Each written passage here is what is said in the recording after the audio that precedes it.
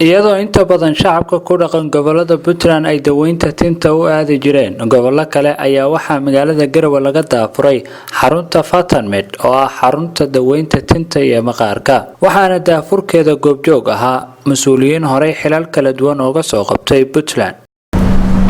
runtii maanta waxaa farxad weyn oo ah inaan furno xarun caafimaad oo herbal ah oo magaceeda la yiraahdo Fatanmed. xaruntu waxay ku leedahay xarumo waaweyn magaalada Hargeysa, Muqdisho. xarunta ugu weyn waxay ku taalaa Turkiga. haddana maanta waxaa noo suurta gashay inaan ka fulino magaalada caasimadda Garowe ee Puntland. runtii daawooyinkan waxay aad iyo aad uga caawin doonaan dadka maqaarka, madaxa iyo daaweynta timaha iyo ka hortag intaba inay sameeyaan. waa daawo kambaniga soo saaray oo kambani weyn uu yahay runtii meelo badan uu ku leeyahay lana tijaabiyay. maaha wax kiimika ah, waa wax ummadda u leh anfac. waxay kaloo samayn doontaa haddii Ilaahay idmo qabashada dadka timaha loo beeraya iyaga laftigooda oo xarumaha loo diri doono waaweyn oo hadda Hargeysa kala ah. laakiin hadda meesha waa meel herbal ah oo looga hortagayo timaha go'aya iyo maqaarka, madaxa. daawo casri ah oo lagu kalsoonaan karo weeye. waxaan rajaynaynaa in baahida Garowe ka jirtay ee nooga imaaday codsiyada badan in aan dabooli doono baahidooda.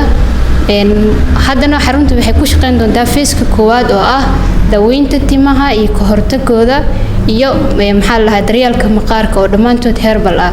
hadduu Ilaahay karaal noqdo waxaan rajaynaynaa inaan si fiican uga faa'iideysataan oo aad baahidiinii aad u qabteen aad in badan Muqdisho iyo Hargeysa aad la xiriiri jirteen aad uga kaaftoomi doontaan oo adeegii gurigiina iyo deegaankiina aad kugu keenay. insha Allah taala feeska koowaad markuu hirgalo waxaan bilaabi doonaa next feeska oo ah asagana beerista timaha hadduu Rabbi karaal noqdo. waxaan ugu mahadcelinayaa xarunta tan cusub Fatanmed ilaahay qadarahayo lagu hagaajinayo oo lagu qurxinayo oo lagu badbaadinayo qofka bini aadamka quruxdiisa iyo sharaftiisa. aad iyo aad baan uga mahadcelinaynaa adeega kan ku soo kordhay Puntland gaar ahaan magaalada caasimadda ah. marka bulshada waxaan ugu baaqaynaa inay ka soo qayb galaan oo ay soo booqdaan oo ay arkaan. dawadan waxay weeye dawasad ah waxay ka kooban tahay shaambo iyo spray iyo kaniini. waxay u fiican tahay timaha daadanaya timaha inay qawi u yeesho. rag iyo dumarna waa loo isticmaali karaa labadaba. kareenkan tan waa saliid waxaa loo isticmaalaa haaraha nabarada madowga ay reebeen bay baabi'isaa.